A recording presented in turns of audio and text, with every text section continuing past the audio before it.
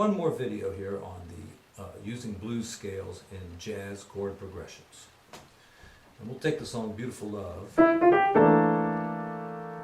And it starts with a minor 2-5-1, E minor 7-5-5, A dominant altered, and D minor 6th.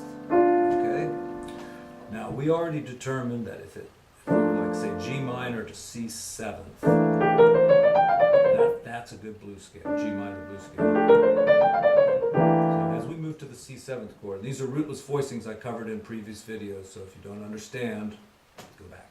We're now going to call this E minor 7 flat 5, and it's got an 11. Okay? So it's the same exact chord down there for my left hand, so the same scale should work. And indeed it does, because that's the minor third, the flat 5, flat 13, 13. All the notes are acceptable to that chord. When I move up here, I'm now using the same exact shape of chords, same intervals and everything, but it's functioning differently. It's functioning as an A dominant. Alright, I started here. A dominant, okay? So if I take that same blues scale and move it up, that should work, right? Because if we were like B flat minor, we'd accept it there.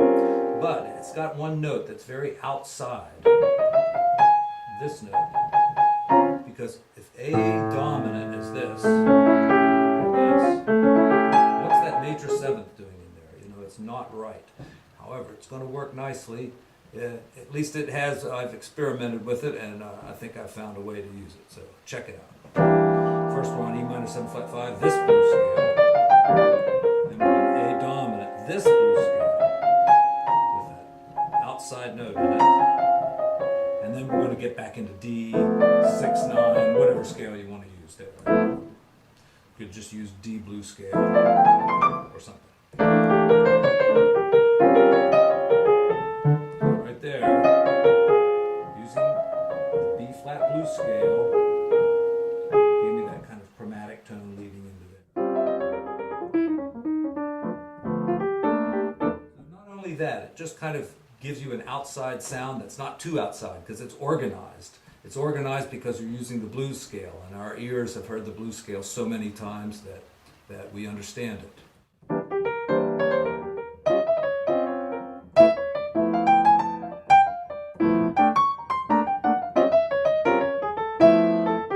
That was a good line right there, whatever that was. And I'll leave it at that. E minor 7 flat 5.